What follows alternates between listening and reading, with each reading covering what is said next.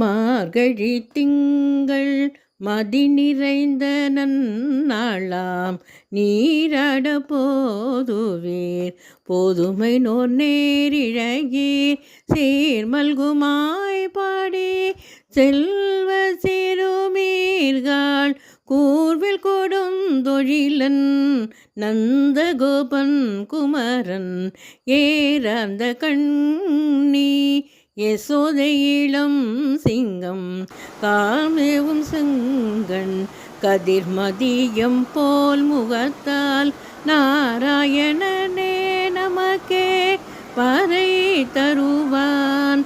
நாராயணனே நமக்கே பறை தருவான். பாரோர் புகழ பரிந்தேலோர் எம்பவாய் பாரோர் புகழ பரிந்தேலோர் எம்பவாய். ஹாய், ஹலோ, வணக்கம். Welcome to our YouTube channel.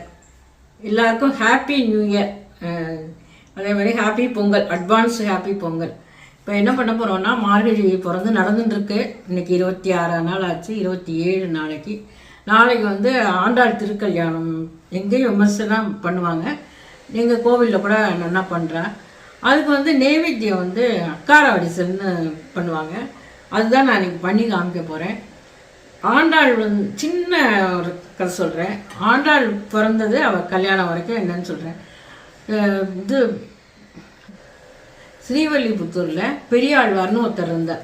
அவர் வந்து ரொம்ப பெருமாளுக்கு சேவை பண்ணுறவர். அவர் வந்து பூவெல்லாம் பறித்து மாலை கட்டி சுவாமிக்கு போட்டு ரொம்ப பக்தியாக இருப்பார். ஆனால் அவளுக்கு குழந்தை இல்லை. ஒரு நாள் வந்து தோட்டத்தில் பூ பறிக்க போகும்போது குழந்தை அழகாக சத்தம் கேட்கும். அவர் போனால் துளசி மாடத்துக்கிட்ட அழகான ஒரு பெண் குழந்தை இருக்கும். அதை எடுத்துன்னு வந்து ஆற்று வந்து சந்தோஷப்பட்டு அவளுக்கு கோதைன்னு பேர் வச்சு ரொம்ப நல்லா வளர்ப்பார். அந்த பொண்ணும் நல்லா வளர்ந்துட்டு வரும். அப்போ வந்து கிருஷ்ணரோட கதைகள்லாம் சொல்லி சொல்லி சொல்லி வளர்ப்பார். அதுக்கு நல்லா கிருஷ்ணரோட இதெல்லாம் மனசில் பதிஞ்சிடும். பெரியவளாகி பருவமங்கை ஆனவுடனேயும் கிருஷ்ணரை தான் நம்ம கல்யாணம் பண்ணிக்கணும்னு மனசில் தீர்மானம் பண்ணிட்டுருவாள். இவர் என்ன பண்ணுவார், பூவெல்லாம் பறித்து மாலை கட்டி வச்சுட்டு இவர் நித்தியானுஷ்டானம்லாம் பண்ணிட்டு அந்த மாலையை எடுத்துட்டு போகிறதுக்குள்ள இவர் அந்த மாலையை போட்டுட்டு கண்ணாடியில் அழகு பார்ப்பா. அது அவருக்கு தெரியாது. ஒரு நாள் அப்படி வரும்போது ஜன்னல் வழியாக பார்த்துட்டு ரொம்ப கோவிச்சுட்டு வேற பூ பறிச்சுன்னு வந்து மாலை கட்டி சுவாமிக்கு போடுவார். சுவாமி அந்த மாலையை ஏற்றுக்கவே இல்லை. எத்தனை தடவை போட்டாலும் ஏற்றுக்கல. இவர் வந்து நம்ம ஏதோ தப்பு பண்ணிட்டோம், என் குழந்தை ஏதோ தப்பு பண்ணிட்டான்னு கதறி அழுவார். அப்போ ஒரு அசரி கேட்கும். அப்போ என்ன சொல்லுவார், கோதை வந்து சூட்டின்ற பூவை தான் எனக்கு போடணும், இந்த பூ நான் ஏற்றுக்க மாட்டேன்னு சொல்லிட்டேன். அந்த பூவை கொண்டு போட்டோன்னே ஏற்றுன்ட்டேன். அதுலேருந்து அவளுக்கு வந்து அவள் மேலே ரொம்ப பிரேமை ஆயிடுத்து. அவளை தான் கல்யாணம் பண்ணிக்கணும்னு இருக்கா. இவர் வந்து அவ்வளோ பெரிய மகான்லாம், அவர் ஒரு பகவான், அவரெல்லாம் எப்படி பண்ணிக்கணும்னு சொல்லிட்டு டிசைட் பண்ணிகிட்டே இருப்பார். அப்போ வந்து மார்கழி மாதம் நோன்பு இருப்பாள். 30 நாளும் நோன்பு இருப்பாள். பாவை நோன்பு. பூ வச்சுக்க மாட்டா, பொட்டு வச்சுக்க மாட்டா, அணிகலன் போட்டுக்க மாட்டா. சாமியவே நினச்சி இது பண்ணிட்டு இருப்பாள். 27 நாள் 2 பேருக்கும் இவர் வந்து சரியாயிட்டு அவரே சொல்லி கல்யாணத்துக்கெல்லாம் ரெடி பண்ணிவிடுவாள். அதான் 27ஆவது நாள் நாளைக்கு. அதுக்குதான் கூடாரவள்ளி இந்த 100 தடால வந்து இந்த முழங்கை வழிவார நெய் ஊற்றி அக்கார வடிசல் பண்ணுறேன்னு ஆண்டாள் சொல்லுவாள். அந்த நாள் தான் இது. சுவாமிக்கு இப்போ நைவேத்தியம் பண்ணி அவரோட அருளை பெறணும்னு நான் கேட்டுக்கிறேன். அதான் இப்போ அக்கார வடிசல் பண்ண போகிறோம் இல்லையா, அதுக்கு வேணுங்கிற இன்க்ரீடியன்ஸ்லாம் பார்த்துடலாம். பச்சரிசி, பாசிப்பருப்பு, வெல்லம், பாலில் தான் அரிசி வேக போடணும். அதனால் பால், ஏலக்காய் தூள், பச்சை கற்பூரம் கொஞ்சம் போட்டுக்கணும். சாமி நைவேத்தியங்கனால இவ்வளோ தான் இதுக்கு வேணுங்கிறது. இப்போ எப்படி பண்ணலாங்கிறத பார்க்கலாம். இந்த ஆழாக்கில் ஒரு ஆழாக்கு தான் நான் அரிசி போட போகிறேன்.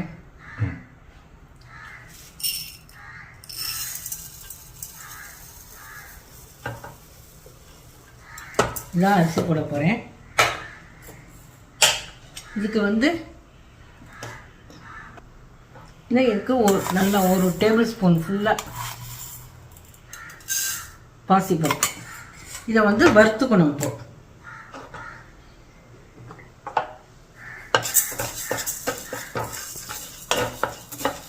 இப்போ கொஞ்சமாக பச்சை வாசனை போக லைட்டாக அந்த பருப்பை வறுத்துக்கணும்.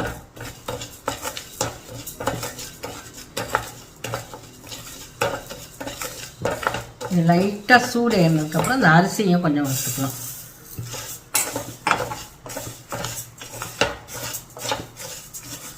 லைட்டாக ரொம்ப செவந்தரெல்லாம் கூடாது, சும்மா சூடு பறக்காது இருந்தால் போதும். வறுத்துட்டு இதை நல்லா களைஞ்சிட்டு அடுத்து குக்கரில் வைக்கணும். பார்க்கலாம், குக்கரில் வைக்கும்போது பார்க்கலாம். இப்போது களைஞ்சி வச்சுட்டேன். இதுக்கு வந்து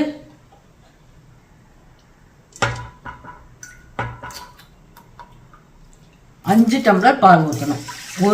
ஒரு அழாக்கு போட்டிருக்கேன் அரிசி, இதுக்கு 5 அழாக்கு பால் ஊற்றணும். இங்கே ஒன்று ஊற்றிட்டேன்.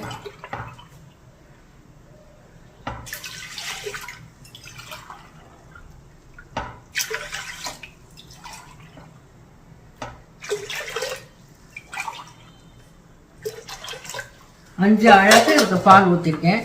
இப்போ இதை வந்து அடுப்பை ஆன் பண்ணிவிட்டு நல்லா குழையணும். 4-5 விசில் கூட விடலாம். உங்கள் குக்கரோட ஃபங்க்ஷன் எப்படியோ அதுக்கு தகுந்த மாதிரி வச்சுக்கோங்க. தண்ணி கொஞ்சம் நல்லா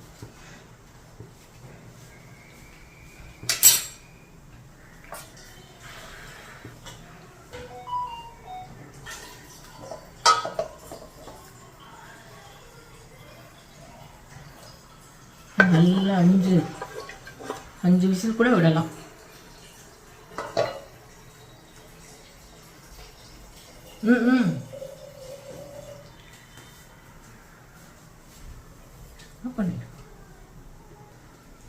இப்போ வந்து 5 கிளாஸ் இது ஊற்றிட்டு பால் ஊற்றி குக்கர் மூடி வச்சிடலாம்.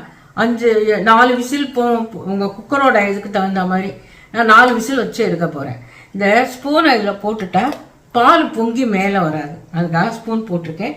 இப்போ மூடிட்டு 4 விசில் வச்சுட்டு காமிக்கிறேன். குக்கர் ஆகிறதுக்குள்ளே நம்ம பாகு வச்சுக்கலாம்.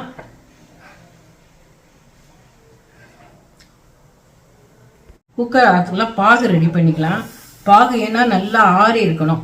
இந்த 1 கிளாஸ் அரிசிக்கு 3 கிளாஸ் வெல்லம் போடணும், அப்போ தான் இது நல்லா இருக்கும். கொஞ்சம் தண்ணி ஊற்றிட்டு பாகு ரெடி பண்ணி ஆற வைக்கணும். ஆறி தான் அந்த பால் இதில் கலவையில் சாத்தில் போடணுமே, சுட சுட போட்டால் பால் திரிஞ்சு போயிடும். அதனால தான் முன்னாடியே பண்ணிவிட்டு பாகு வச்சு இறக்கிக்கலான்னு வச்சுருக்கேன்.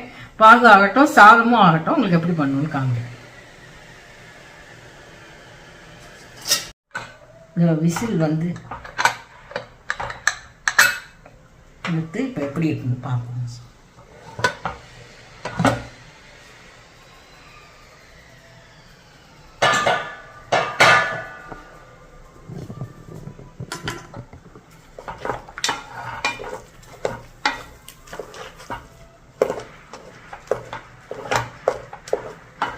நல்லா குழஞ்சிருக்கு சாதம். இன்னும் கொஞ்சம் நம்ம குழைக்கணும். பால் கூட பத்தாது போல இருக்கு, இன்னும் கொஞ்சம் பால் விடணும். பழவரிசி ரொம்ப, அதனால எவ்வளோ இழுத்துக்காது.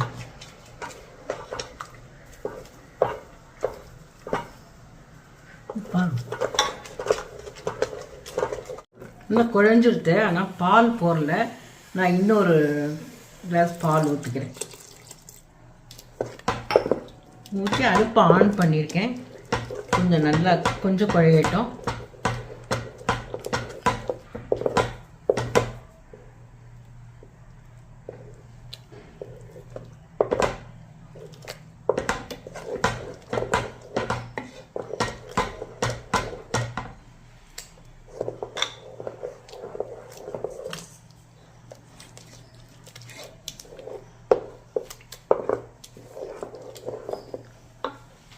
ஒரு கொதி வரட்டும்.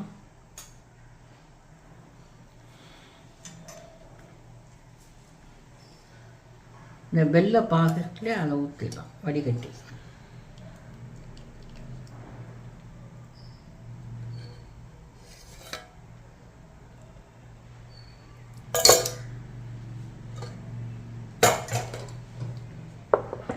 ரொம்ப டேஸ்டியாக இருக்கும். ஏன்னா பால்லையே வேகிறதுனால அது நல்லா இருக்கும். நான் இதுக்கு வந்து முந்திரி தாளித்து போடுவேன். முந்திரி மட்டும்தான் போடணும், திராட்சை போடக்கூடாது. திராட்சை போட்டால் திராட்சையில் உள்ள புளிப்பு வந்து பாலில் இறங்கிடும், அப்புறம் புளிப்பாக இருக்கிற மாதிரி இருக்கும். அதனால் திராட்சை போடக்கூடாது. முந்திரி போடலாம், வேறு பாதாம் தான் உங்களுக்கு என்ன நட்ஸு வேணுமோ போட்டுக்கலாம்.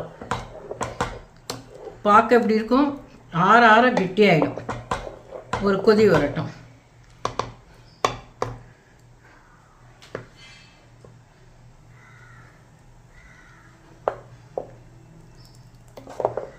நல்லா வந்துட்டு நல்லா குழஞ்சிருத்து.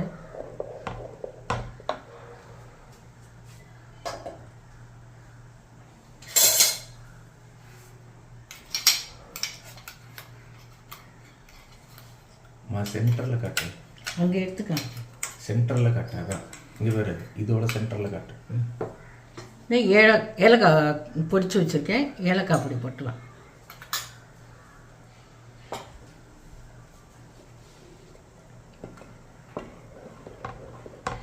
நெய் போட்டியா? நீ பார்த்து தூக்கு.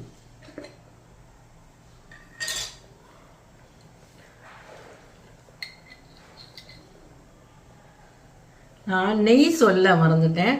நெய் தான் அதுக்கு வேணும். முழங்கை வழி வார அப்படின்னு நெய் தான் எனக்கு பிரதானம். அந்த நெய் சொல்ல மறந்துட்டேன். அதான் இப்போ நெய் ஊற்றிருக்கேன். இப்போ தாளிச்சும் கொட்டிடுவேன், முந்திரி தாளித்து கொட்டிடுவேன். இப்படி இருக்கும், பால் பாயசம் மாதிரி இருக்கும், ஆனால் திக்காகிடும். இந்த ஒரு கொதி வரட்டும், முந்திரி தாளித்து போட்டுடலாம். வெல்லம் பாகாக பாகாக கெட்டியாகும். அதுதான், அது இந்த நெய் எல்லாம் சேர்ந்ததுன்னா திக்காயிடும். சக்கரை பொங்கல் மாதிரி தான். சக்கரை பொங்கல் நம்ம வந்து வெறும் தண்ணியில் வேக வைக்கிறோம். இது வெறும் பால். ரொம்ப இது வந்து ஹெல்த்து இதுவும் ஜாஸ்தி. இது பால்லையே குதிக்கிறதுனால, சாதமும் பால்லையே வேகிறது ரொம்ப நல்லா இருக்கும். ஆண்டாளுக்கு வந்து ஆண்டாள் கல்யாணத்துக்காக இந்த 100 தடால இது பண்ணி நைவேத்தியம் இது பண்ணுறேன்னு சொல்லியிருப்பா. அதே மாதிரி நம்மளும் இன்றைக்கி பண்ணுறோம். நாளைக்கு கூடார வெள்ளி. நான் முன்னாடியே பண்ணி காமிச்சேன். ஒருவேளை நீங்கள் பண்ணி நைவேத்தியம் பண்ணுறதா இருந்தால் கூட நீங்கள் அதை கற்றுக்கலாமேங்கிறதுக்காக தான் நான் முன்னாடியே பண்ணி காமிச்சேன். அவ்வளோ கொதி வந்துட்டு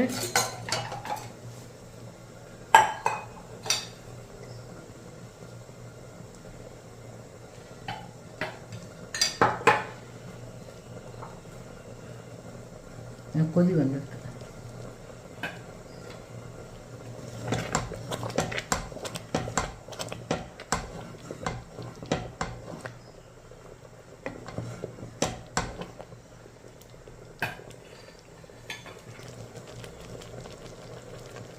பச்சை கற்பூரம் போடணும். கொஞ்சோண்டு ஒரு பிஞ்சு அது போடணும். சுவாமி நைவேத்தியம் எதுவாக இருந்தாலும் கொஞ்சம் கசக்கிட்டு போகணும். சாமி நைவேத்தியம் எதுவாக இருந்தாலும் பச்சை கற்பூரம் போடணும். பெருமாளுக்கு பச்சை கற்பூரம், தாயாருக்கு வாழ்க்கெல்லாம் பச்சை கற்பூரம் போட்டே ஆகும்.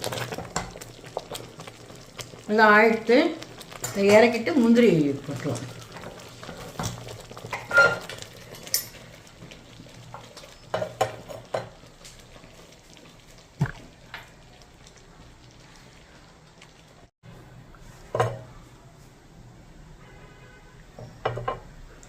நெய் வச்சுருக்கேன், முந்திரி போட்டோம். முந்திரி போடலாம், பாதாம் போட்டுக்கலாம், உங்களுக்கு என்ன இஷ்டமோ போடலாம். திராட்சை மாத்திரம் போடாதீங்க. திராட்சை சக்கரை பொங்கலுக்கு போடலாம், இதுக்கு திராட்சை வேண்டாம். அரிசி 1 பங்குன்னா 3 பங்கு வெல்லம் போடணும். அப்போ தான் அது டேஸ்ட்டாக வரும். 5 பங்கு பால், அதுக்கப்புறம் கூட ஒரு டம்ளர் பால் ஊற்றினதில். நெய்யும் கொஞ்சம் நிறைய தான் வேணும். ஏன்னா வருஷத்துக்கு ஒரு தடவை தானே இதை பண்ண போகிறோம், டெய்லியாக பண்ண போகிறோம். அது பரவாயில்ல, அது ஒரு நாளைக்கு சாப்பிட்டுக்கலாம்.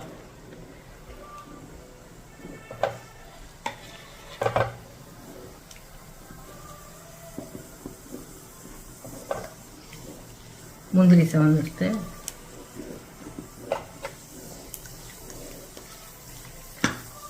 ரொம்ப வீடே மணக்கிறது.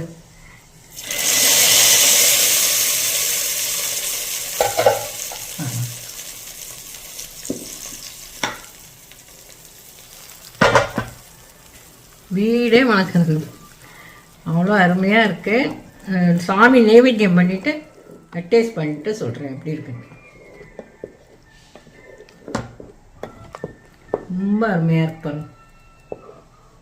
நேராக ஆக திக்காயிடும்.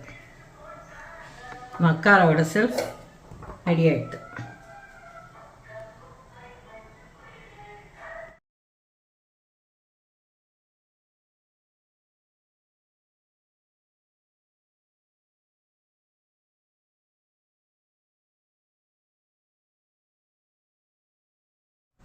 இப்போ அக்கார அடைசல் பண்ணினேன். நீங்கள் பார்த்துருப்பீங்க. எப்படி இருக்குன்னு டேஸ்ட் பண்ணுறதுக்கு ஒரு கெஸ்ட்டு வந்திருக்காங்க. என் மருமக தான், என் நாட்டு பொண்ணு. என்னமா பண்ணிருக்கீங்க? என்ன பண்ணிருக்கீங்க? என்ன இன்னைக்கு ஸ்பெஷல் வீடியோ என்ன போட்டிருக்கீங்க? அக்கார அடைசல் பண்ணியிருக்கேன். சரி, டேஸ்ட் பண்ணிவிட்டு எப்படி இருக்குன்னு சொல்லு. சுடுறதா பார்த்துக்கோ, ஊதி சாப்பிடு. உங்களுக்கு நல்லா ஸ்வீட் தான் பிடிக்கும்.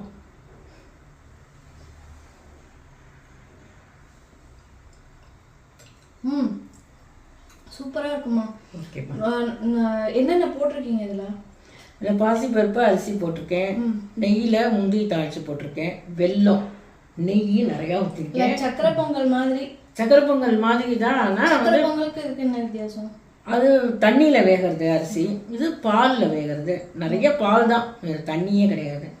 அதே மாதிரி தான் வெல்லத்தை வடிகட்டி ஊற்றிட்டு நம்ம முந்திரி தாளிச்சு போட்டிருக்கேன். நெய் நிறையா கொஞ்சம் ஊற்றிருக்கேன். அவ்வளோதான். தேங்காய் திருவி போட மாட்டீங்களா? தேங்காய் இதுக்கு போட மாட்டேன்.